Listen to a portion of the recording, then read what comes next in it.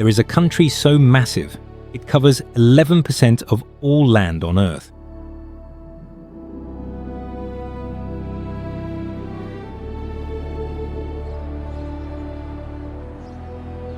You could fit the United States, Europe, and Australia inside it, and still have space left. Where a single train journey takes 7 days without stopping.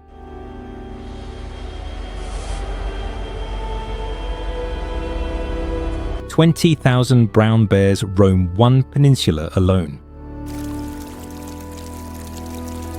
Seals live in a lake thousands of kilometers from any ocean.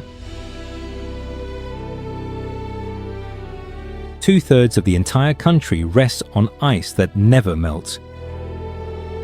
Here, the sun doesn't set for weeks in summer, and doesn't rise for weeks in winter. Negative 67 degrees in the north. Positive 35 in the south. Europe on one side, Asia on the other hand. Welcome to Russia, the largest nation on Earth.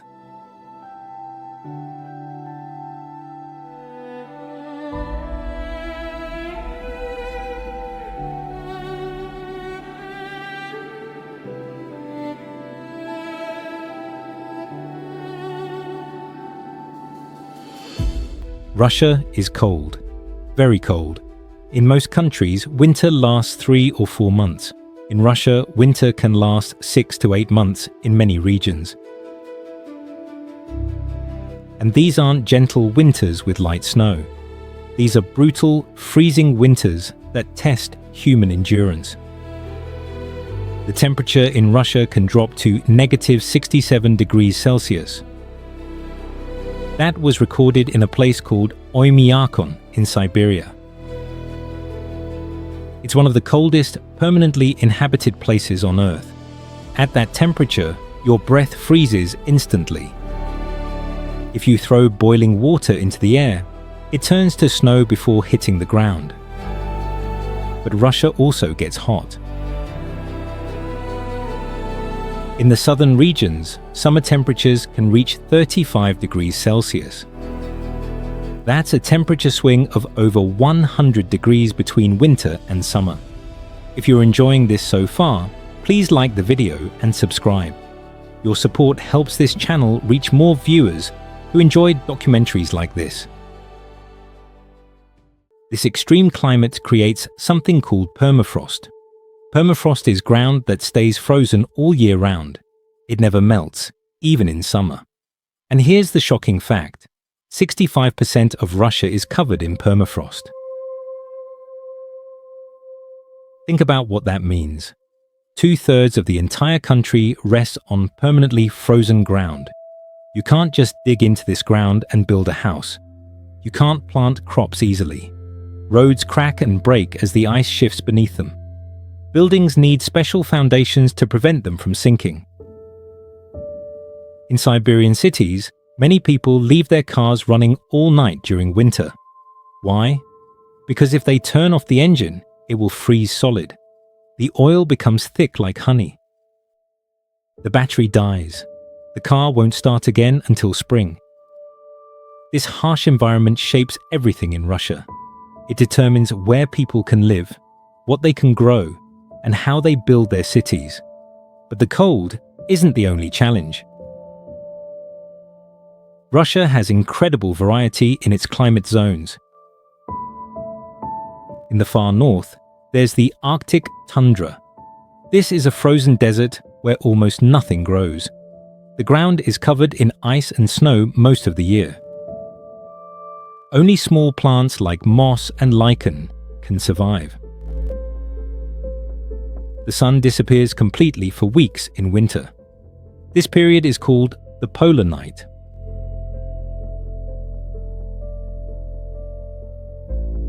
South of the tundra stretches the taiga.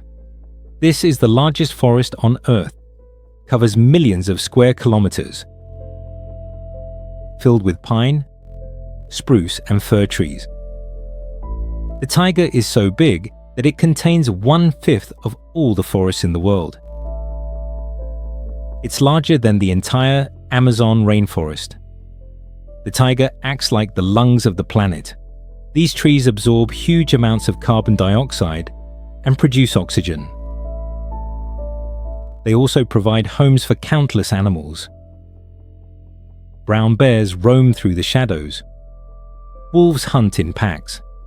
Siberian tigers, the largest cats on Earth, stalk their prey in the eastern forests. As you move further south, the taiga gives way to grasslands called steppes. These are flat, open plains covered in wild grasses and flowers. In springs, the steppes explode with color. Tulips and poppies bloom in vast carpets of red, yellow, and purple. Even further south, near the Caspian Sea, there are semi-deserts and deserts. Yes, Russia has deserts. Sand dunes stretch to the horizon under a burning sun. The temperature can reach 40 degrees Celsius in summer. And on the Black Sea coast, in places like Sochi, there's a subtropical climate. Palm trees grow here. Tea plantations cover the hillsides. You can swim in the sea and then drive 30 minutes inland to ski on snowy mountains. This is Russia, a country with Arctic ice and subtropical beaches, frozen tundra and hot deserts, all within the same borders. No other country on Earth has such extreme variety. In such a vast and varied land, incredible animals make their homes. Let's start with the most famous. The Siberian tiger. These massive cats can weigh over 300 kilograms. They're the largest tigers in the world, even bigger than Bengal tigers. Their orange and black striped fur helps them hide in the forest shadows. But Siberian tigers are extremely rare. In the 1940s, only 40 remained in the wild. Hunting and habitat loss had nearly wiped them out. Today, thanks to conservation efforts, about 600 live in the forests of the Russian Far East. Each tiger controls a huge territory, sometimes larger than a small city. They hunt alone, stalking deer and wild boar through the snow. When they attack, the prey doesn't stand a chance. One swipe from their massive paw can break bones. Moving to Kamchatka Peninsula in the Far East, we find another giant, the brown bear. Over 20,000 brown bears live in Kamchatka alone. That's more bears than anywhere else on Earth. These bears are enormous. Adult males can weigh 800 kilograms and stand over 3 meters tall on their hind legs. That's taller than a basketball hoop. Every autumn, the bears gather along rivers. They're waiting for salmon. Millions of salmon swim upstream to lay their eggs, and the bears are ready. They stand in the rushing water, waiting for the perfect moment, then strike with incredible speed and precision. A mother bear teaches her cubs how to fish. The young bears watch and learn, practicing their techniques. Some bears become experts, catching dozens of fish in a single day. They need to eat as much as possible before winter comes, and they hibernate. But perhaps the most unusual animal in Russia is found in Lake Baikal. The Baikal seal, also called the Nerpa, is the only freshwater seal in the world. How did seals, which usually live in oceans, end up in a lake in the middle of Siberia? Scientists still aren't completely sure. These seals have adapted perfectly to life in the lake. They can dive deep into the cold, dark water, hunting for fish. In winter, when the lake freezes, they create breathing holes in the ice. Mother seals give birth to their pups on the frozen surface, in dens made of snow. The Arctic regions of Russia host animals built for extreme cold. Arctic foxes have thick white fur that keeps them warm and helps them hide in the snow. Their fur is so effective that they can survive temperatures of negative 70 degrees Celsius. Reindeer migrate across the tundra in huge herds. Some herds contain thousands of animals. Indigenous peoples have followed and herded these reindeer for thousands of years, depending on them for food, clothing, and transportation. Wolves roam throughout Russia, from the tundra to the steppes. They hunt in packs, using teamwork and intelligence to bring down prey much larger than themselves. Their howls echo through the night, a sound that has filled humans with fear and fascination for millennia. The lynx, with its distinctive ear tufts and spotted fur, hunts in the forests. They're solitary and secretive, rarely seen by humans. Their keen eyesight allows them to spot prey from incredible distances. Russia has chosen the Eurasian brown bear as its national animal. It's fitting. Like Russia itself, the bear is powerful, resilient, and able to survive in harsh conditions. These animals remind us that despite human cities and industries, vast wild spaces still exist in Russia, places where nature rules and humans are just visitors. Stand at the western edge of Russia, near the border with Norway. Now, start walking east. If you walked without stopping, it would take you months to reach the other side. That's because Russia stretches across 17.1 million square kilometers. To understand just how big that is, imagine taking a map of the world. Russia covers 11% of all the land on our planet. That's more than any other country, ever. The numbers are hard to believe. Russia is almost twice the size of Canada, which is the second largest country. It's bigger than Pluto, the dwarf planet. And if you combine the United States, Europe, and Australia together, they would all fit inside Russia with space remaining. But size isn't the only unusual thing about this country. Russia exists in two continents at the same time. When you stand in Moscow, you're in Europe. Travel east across the Ural Mountains, and suddenly you're in Asia. These mountains act like a natural wall, dividing the world into two parts. And here's something that sounds impossible, but is completely true. Russia has 11 time zones. That means when people in Moscow are eating dinner at 8 in the evening, people in Vladivostok, on the other side of the country, are already having breakfast the next morning. Think about that. The same country, the same day, but 12 hours apart. This creates some interesting problems. Imagine trying to schedule a phone call with someone on the other side of Russia. While you're waking up, they're going to sleep. Television networks have to broadcast shows at different times for different regions. Even the government has to be careful when announcing holidays and celebrations. The Russian Federation spans from the Baltic Sea in the west to the Pacific Ocean in the east, from the frozen Arctic Ocean in the north to the Black Sea and Caucasus Mountains in the south. 14 countries share borders with Russia.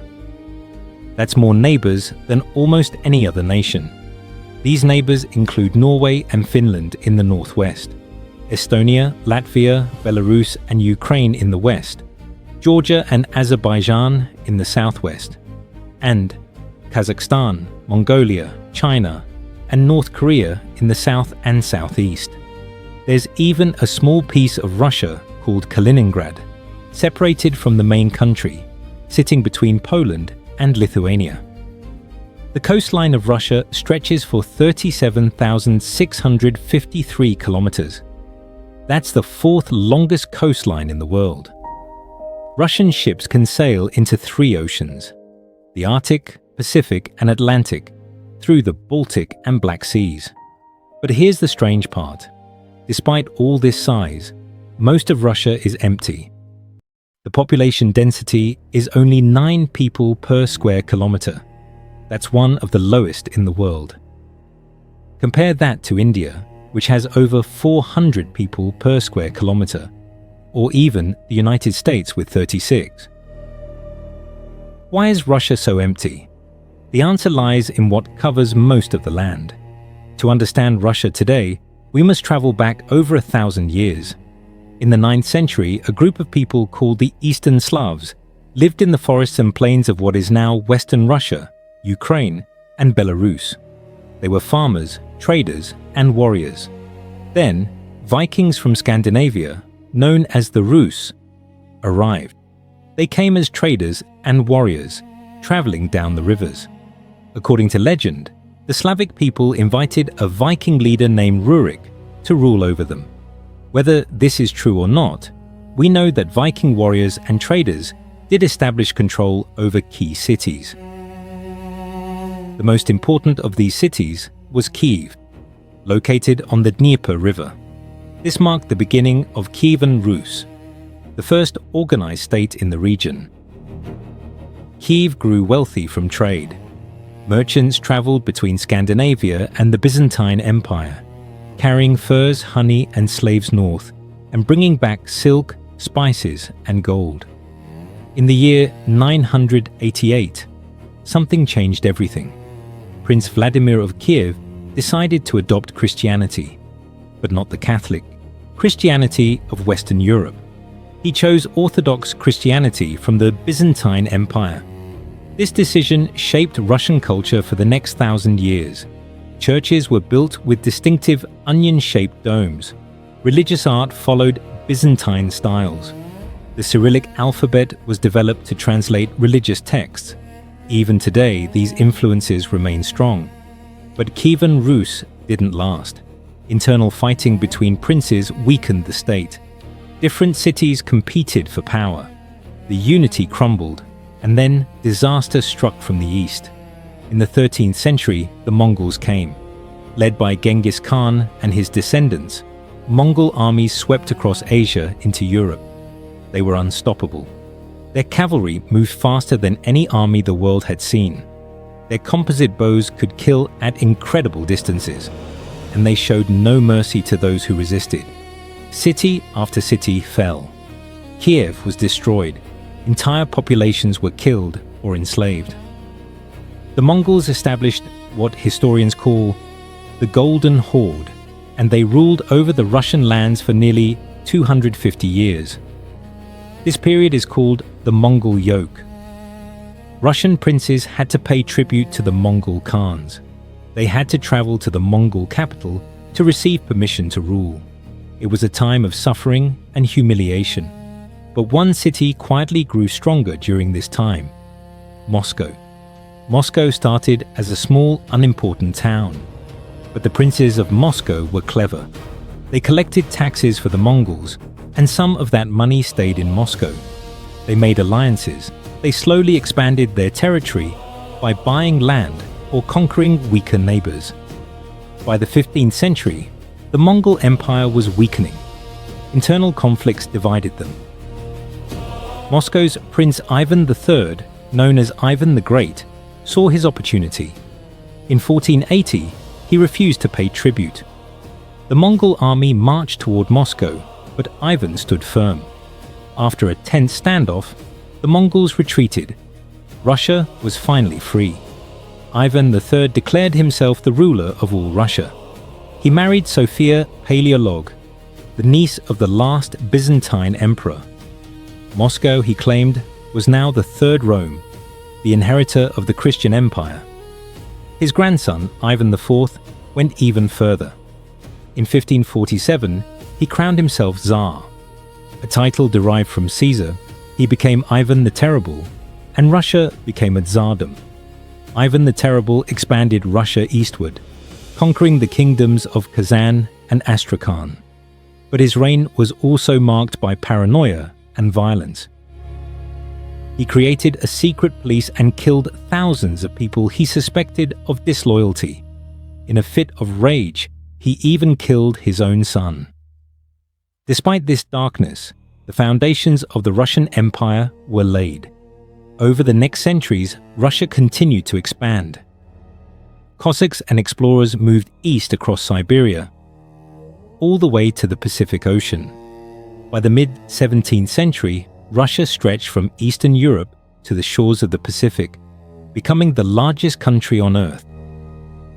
Then came Peter the Great. When Peter became Tsar in 1682, Russia was backward compared to Western Europe. It had no navy. Its army was outdated. Its people dressed in traditional clothing, and followed old customs. Peter was determined to change everything. He traveled to Western Europe, working in shipyards to learn how to build ships. He brought back engineers, architects, and military experts. He reformed the army and built a powerful navy. He forced nobles to cut their beards and wear Western-style clothing. Most dramatically, he built a new capital city. On the swampy mouth of the Neva River, where it meets the Baltic Sea, Peter founded St. Petersburg. Thousands of workers died building the city, but Peter didn't stop. He wanted Russia to have a window to Europe, a modern capital that could rival any European city. Catherine the Great, who ruled from 1762 to 1796, continued Peter's work. She expanded Russia's borders, gaining access to the Black Sea. She corresponded with European philosophers. She collected art and built magnificent palaces. But beneath the golden surface, problems festered. Most Russians were serfs, peasants bound to the land, little better than slaves. They worked for noble landowners, with no freedom and no rights. Millions lived in poverty, while the czars and nobles lived in unimaginable luxury. The 19th century brought challenges. Russia fought Napoleon and won, but at a terrible cost. Calls for reform grew louder. In 1861, Tsar Alexander II finally freed the serfs. But it was too little, too late. By the early 20th century, Russia was a powder keg. The poor were desperate. Workers in factories toiled in terrible conditions. Revolutionary ideas spread through universities and cities. Then came World War I. Russia entered the war unprepared. Millions of soldiers died. Food became scarce. The economy collapsed. And in 1917, the people had had enough. The Russian Revolution erupted.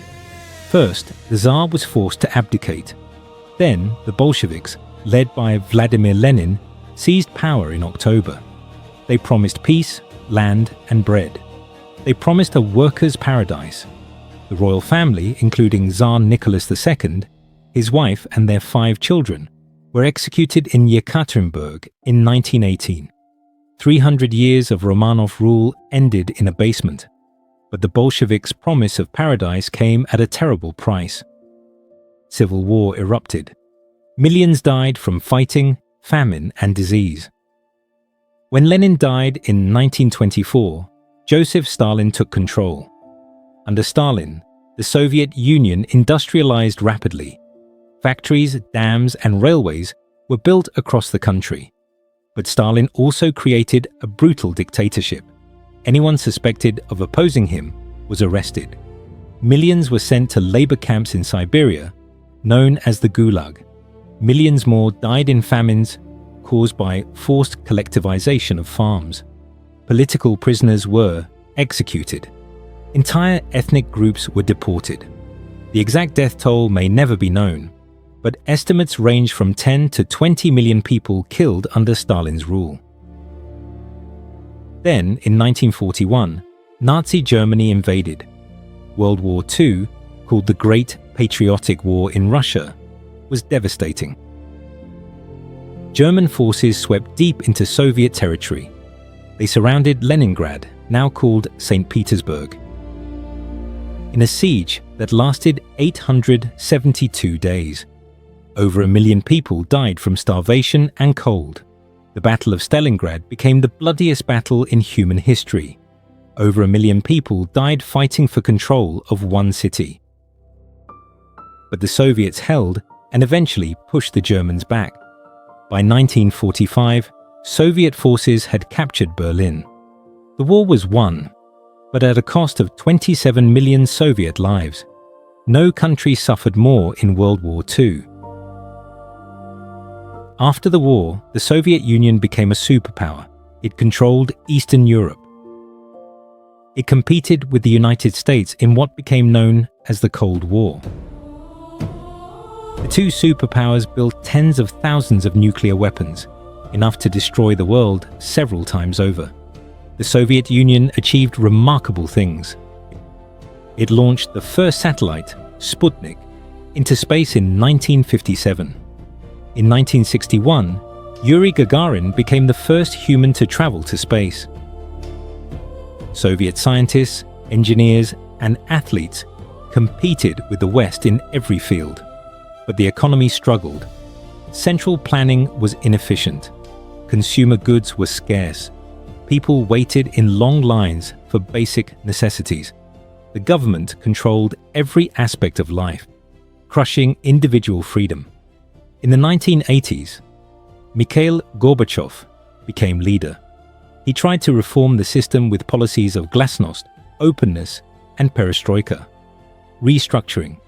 But instead of saving the Soviet Union, these reforms exposed how broken it was. In 1991, the Soviet Union collapsed. 15 independent countries emerged from its ruins, including Russia. The Russian Federation was born. Boris Yeltsin became its first president. The country tried to transition to democracy and capitalism, but it was chaotic. The economy crashed. Many people lost their savings. Crime soared. Then, in 1999, Vladimir Putin became president. He promised stability and a return to Russian strength. Under his leadership, Russia's economy recovered, fueled by high oil and gas prices, but political freedoms decreased. In 2022, Russia invaded Ukraine. This conflict continues to shape Russia's relationship with the rest of the world, bringing economic sanctions and international isolation. Russia's history is one of expansion and suffering, of grand ambitions and terrible costs. It's a history that still shapes the country today. Russia's landscape holds natural wonders that seem almost impossible. Let's begin with Lake Baikal. Imagine a lake so deep that if you stacked 5 Empire State Buildings on top of each other, they wouldn't reach the surface. Lake Baikal plunges to a depth of 1,642 meters. It's the deepest lake on Earth. But depth isn't its only remarkable feature. Lake Baikal contains 20% of all the fresh water on the planet, more than all the Great Lakes of North America combined. Only the polar ice caps contain more fresh water. The lake is also incredibly old. Scientists believe it's over 25 million years old, making it the oldest lake in the world. Most lakes last only 10 to 20,000 years before they fill with sediment. But Baikal sits on a rift in the Earth's crust, a place where the continent is slowly pulling apart. This keeps the lake deep and alive. The water in Baikal is remarkably clear. In winter, when the surface freezes, you can see down through 40 meters of ice and water. The ice itself becomes transparent, creating a surreal landscape of frozen turquoise. Strange things happen when the lake freezes. Methane bubbles, trapped as they rise from the lake bottom, create white spheres suspended in crystal clear ice. Cracks form with loud booms that echo across the frozen surface. Some cracks are so large, you can see through them to the water below. The lake is home to over 2,000 species of plants and animals. 3/4 of these are found nowhere else on Earth. The Baikal seal is the most famous, but there are also unique fish, including the golomyanka, a transparent fish that looks like it's made of glass. Local Buryat people consider the lake sacred. They call it the Sacred Sea. One legend tells of Old Man Baikal, who had 336 sons, represented by rivers that flow into the lake, and one daughter, the Angara River, the only river that flows out. When the daughter ran away to join her lover, the Yenisei River, angry Baikal threw a rock to stop her. That rock, called Shaman Rock, still sits where the Angara leaves the lake. From Baikal, let's travel west to the Volga River. The Volga is Europe's longest river, flowing for 3,530 kilometers. It begins in small springs in the Valdai Hills, northwest of Moscow, and winds south through the heart of Russia before emptying into the Caspian Sea. Russians call the Volga Matushka, Mother Volga. It's more than just a river, it's a symbol of Russian identity, appearing in songs, poems, and paintings throughout history. The river has shaped Russian civilization. Ancient trade routes followed the Volga. Cities grew on its banks. Today, 11 of Russia's 20 largest cities sit on the Volga or its tributaries. The river is also a source of power. Huge hydroelectric dams generate electricity for millions of people. The largest, the Volga Hydroelectric Station, was once the largest power plant in the world. Now let's fly east across Siberia to the Kamchatka Peninsula. Kamchatka is one of the most volcanically active regions on Earth. 160 volcanoes dot the landscape. And 29 of them are still active. Smoke rises from craters. Lava glows in the darkness. The ground steams with heat. Kluchevskaya Sopka, the tallest volcano, rises 4,750 meters above sea level. It's one of the most active volcanoes in the world, erupting regularly. Sometimes it shoots ash so high into the air that airplanes have to change their routes. In the Valley of Geysers, boiling water shoots from the ground. Over 90 geysers and hundreds of hot springs bubble and steam in this remote valley. It's the second largest concentration of geysers in the world, after Yellowstone. The volcanic activity makes Kamchatka dangerous, but also beautiful. Black sand beaches line the coast. Volcanic soil creates lush valleys. Hot springs offer natural baths in the middle of winter. From fire, we turn to ice. In the far north, above the Arctic Circle, lies a landscape of endless frozen plains. The tundra stretches to the horizon, flat and white. In winter, temperatures drop to negative 50 degrees Celsius or lower. The sun disappears for weeks, leaving only darkness. But in summer, something magical happens. The sun never sets. This is the polar day, the opposite of the polar night. The sun circles the sky, dipping toward the horizon but never disappearing. Plants grow at incredible speed, trying to complete their life cycle in just a few weeks. The Caucasus Mountains in the south present a complete contrast. Towering peaks covered in snow and ice. Deep green valleys filled with ancient forests. Rivers that flow with glacial melt. Mount Elbrus, the highest peak in the Caucasus and in all of Europe, rises 5,642 meters into the sky. It's actually a dormant volcano with two summits. Glaciers flow down its slopes, feeding rivers below. Climbers from around the world come to attempt the summit. It's not the most technically difficult climb, but the altitude makes it dangerous. The thin air, extreme cold, and unpredictable weather have claimed many lives. And let's not forget the steppes. These vast grasslands once stretched from Hungary to Mongolia. In Russia, the steppes cover the southern regions. In spring, they explode with wildflowers. In summer, golden grasses wave in the wind. These were the lands of nomadic peoples, of horses and warriors. Near the Caspian Sea, the land becomes drier. Semi-deserts and deserts replace the grass. Sand dunes roll across the landscape. It seems impossible that this is the same country as the Arctic tundra, thousands of kilometers to the north. Russia's natural features are as diverse and extreme as its climate.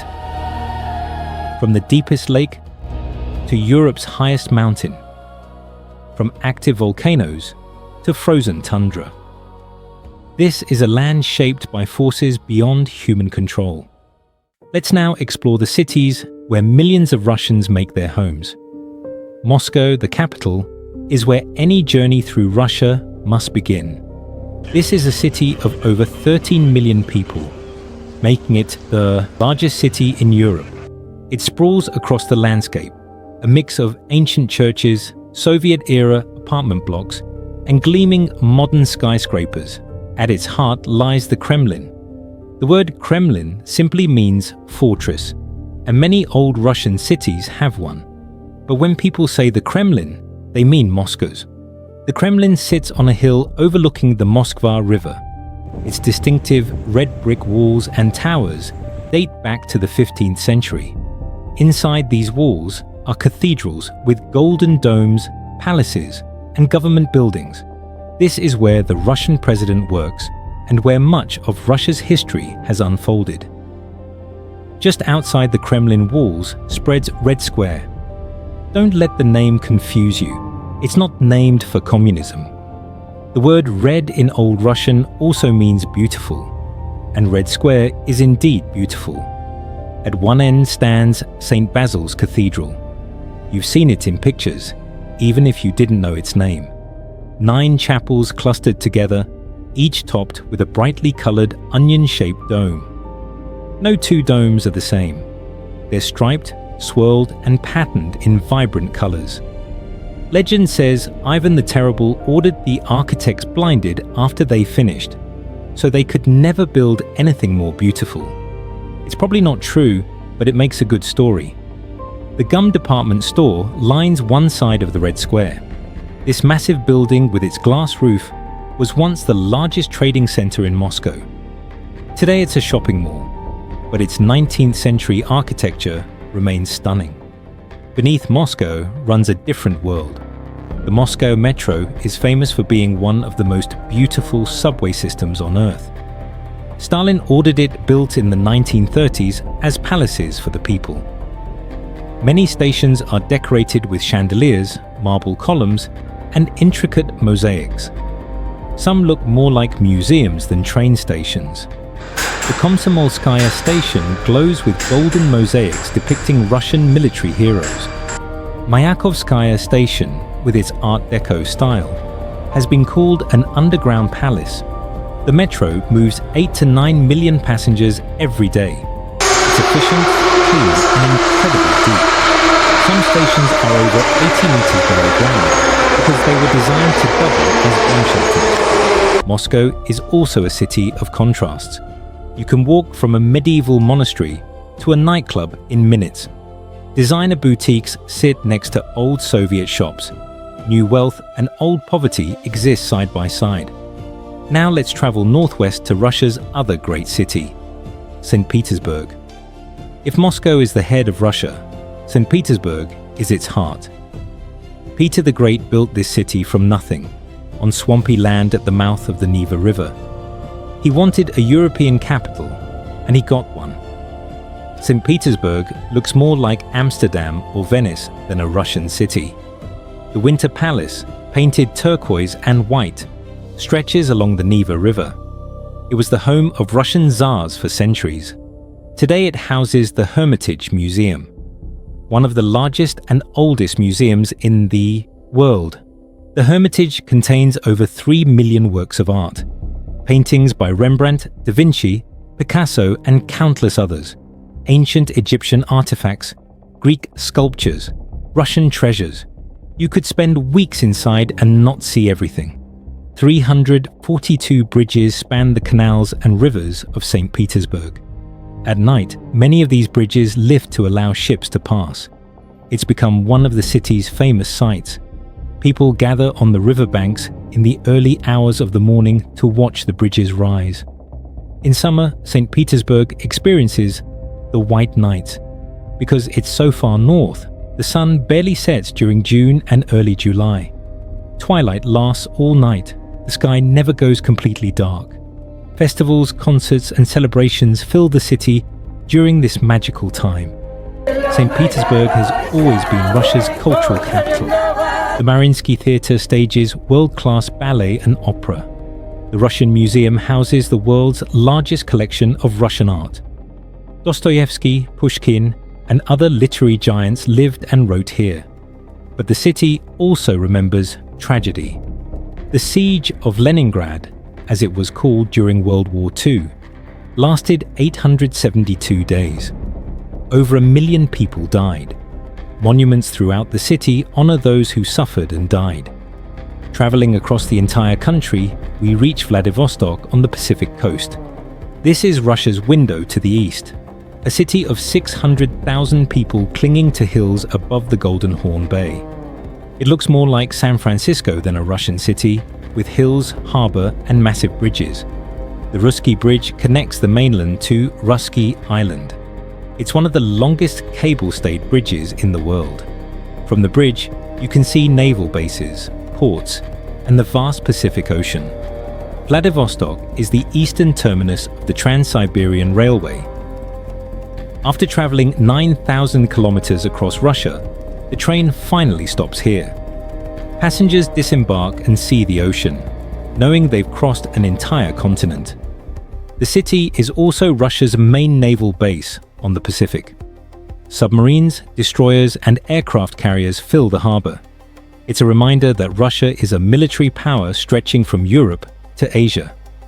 Finally, let's visit Kazan, a city where cultures blend. Kazan is the capital of Tatarstan, a republic within Russia. Here, Russian Orthodox churches and Islamic mosques stand side by side. The population is almost evenly split between ethnic Russians and Tatars, who are predominantly Muslim. The Kazan Kremlin, a UNESCO World Heritage Site, contains both an Orthodox cathedral and the Kol Sharif Mosque. The mosque, with its blue and white domes, is one of the largest in Russia. This coexistence isn't always peaceful, but Kazan shows that different cultures and religions can share the same space. The city celebrates both Russian and Tatar holidays. Signs are written in both Russian and Tatar languages. These cities, from Moscow to Vladivostok, show the diversity of Russia. Each has its own character, its own history, its own way of being Russian. To understand Russia, you must understand its soul. And the soul of Russia lives in its culture. Religion has shaped Russian identity for over 1,000 years. Russian Orthodox Christianity is the dominant faith. Orthodox churches, with their distinctive architecture and golden domes, dot the landscape from cities to remote villages. Orthodox Christianity is different from the Catholicism of Western Europe or the Protestantism of Northern Europe. It follows the Byzantine tradition. Icons, paintings of saints, and biblical scenes play a central role in worship. The services are long, filled with chanting and incense. There are no pews. Worshippers stand. But Russia is not exclusively Christian. Islam is the second largest religion. Over 10 million Muslims live in Russia, primarily in the Caucasus and Volga regions. Mosques exist in many cities, and Islamic culture influences architecture, food, and daily life in these regions. Buddhism has a presence too, particularly in Kalmykia, Buryatia, and Tuva. Buddhist temples and stupas stand in these remote regions. Monks in traditional robes perform ancient rituals. Small Jewish communities exist, though much reduced from their pre-revolutionary size. Judaism has deep historical roots in Russia, though persecution has marked much of that history. The Russian language unites this diverse population. It's a Slavic language related to Ukrainian and Belarusian. The Cyrillic alphabet looks strange to English speakers, but it's not as difficult as it seems. Russian is famous for being expressive. There are formal and informal ways to say you. The language has 3 genders for nouns. Word order is flexible because the endings of words indicate their grammatical function. But language is more than grammar.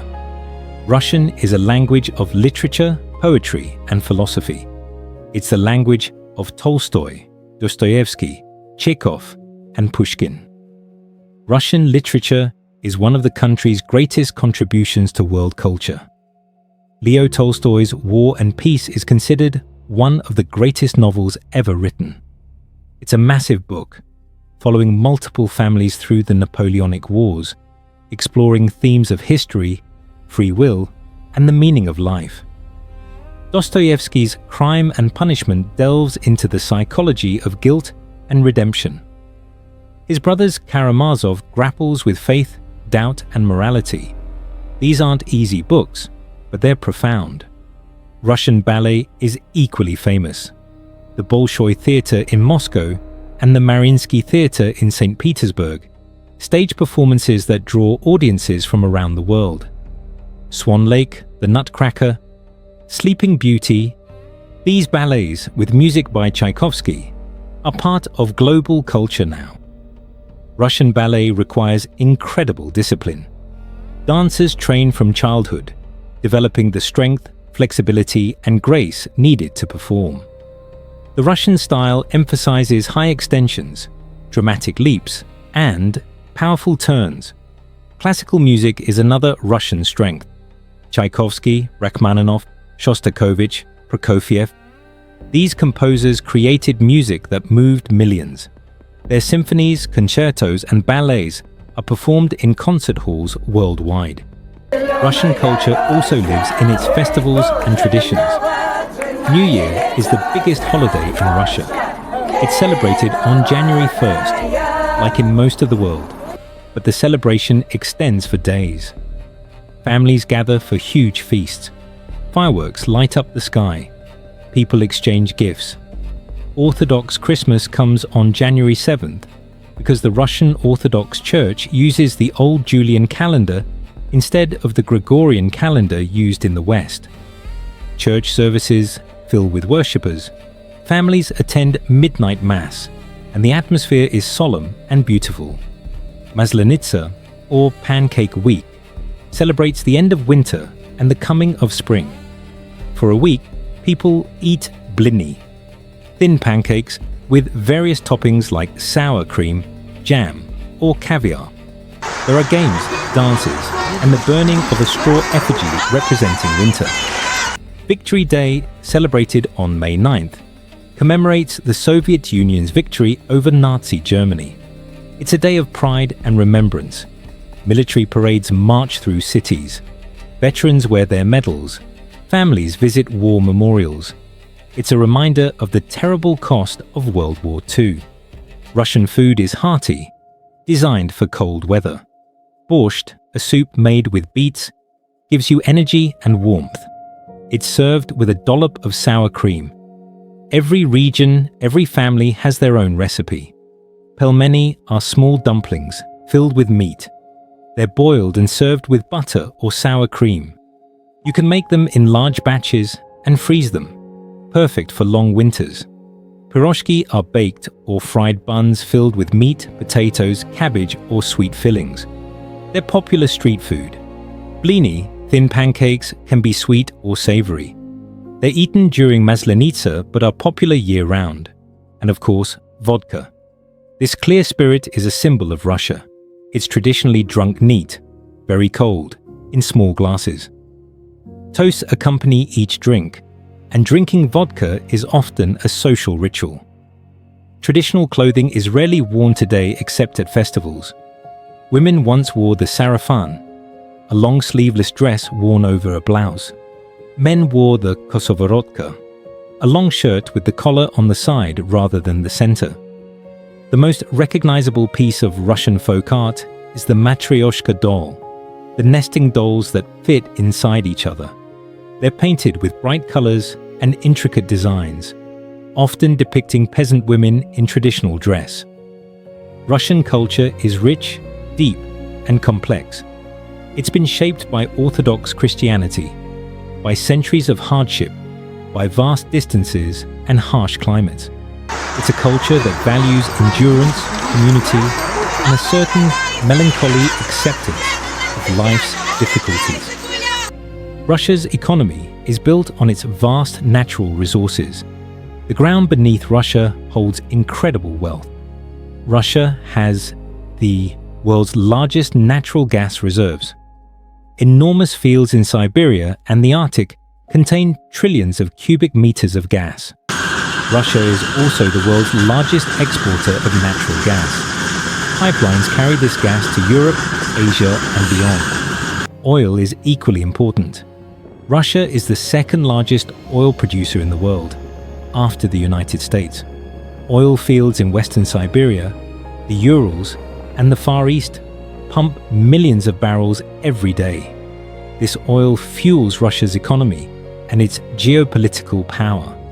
The Russian government derives much of its revenue from energy exports. When oil and gas prices are high, Russia prospers. When prices fall, the economy struggles. This dependence on energy exports is both a strength and a weakness. But Russia's resources go beyond oil and gas. The country is rich in minerals.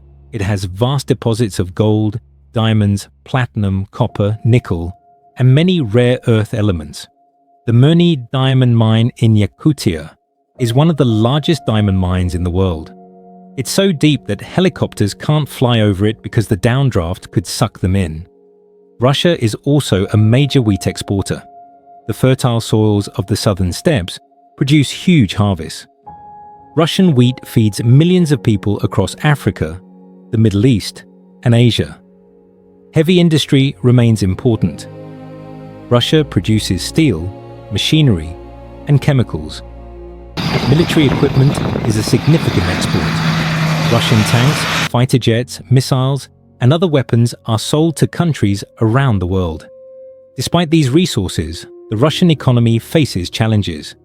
Sanctions imposed after the 2022 invasion of Ukraine have limited access to Western technology and markets. The economy is less diversified than it should be. Too much depends on energy exports. Technology and innovation are areas where Russia struggles to compete with the West or China. While Russia produces excellent scientists and engineers, many leave for opportunities abroad. Brain drain is a real problem. Still, Russia remains a major economic power. It's a member of the G20, the group of the world's largest economies. It has a highly educated population and significant industrial capacity. The average Russian standard of living has improved significantly since the 1990s. In major cities, life is comfortable. People have access to consumer goods, entertainment, and modern amenities. But in rural areas and smaller cities, life can be much harder. Income inequality is high. A small number of oligarchs control vast wealth, while many ordinary Russians struggle. This gap creates social tension and frustration. The ruble, Russia's currency, has been volatile. Sanctions and economic crises have caused it to lose value at times. Currently, 1 ruble is worth slightly more than 1 Indian rupee. Russia's economic future is uncertain. Much depends on global energy markets, political decisions, and the country's ability to diversify its economy. But with its vast resources and large population, Russia will remain economically significant. Moving people and goods across Russia is a monumental challenge. The distances are too great, the climate too harsh, for simple solutions. The Trans-Siberian Railway is Russia's answer. This railway stretches 9,289 kilometers from Moscow to Vladivostok. It's the longest railway line in the world. The journey takes 7 days if you travel non-stop. Building the railway was one of the great engineering feats of the 19th and early 20th centuries. Work began in 1891. Thousands of workers toiled in brutal conditions, laying track through swamps, forests, mountains, and permafrost. The railway crosses 8 time zones and passes through 87 cities. It runs alongside Lake Baikal for over 100 kilometers. In winter, passengers look out on frozen landscapes and villages buried in snow. In summer, they see endless forests and rivers. The Trans-Siberian Railway isn't just for tourists. It's a vital transportation link. carrying goods and people across the country. Freight trains haul coal, timber, and manufactured goods. Passenger trains connect communities separated by thousands of kilometers. The Moscow Metro is another marvel of infrastructure.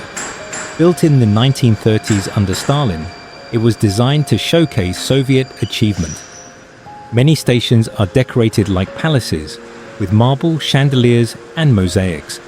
But the metro is also practical. It moves millions of people every day efficiently and cheaply. The trains run frequently, and the system covers much of the city.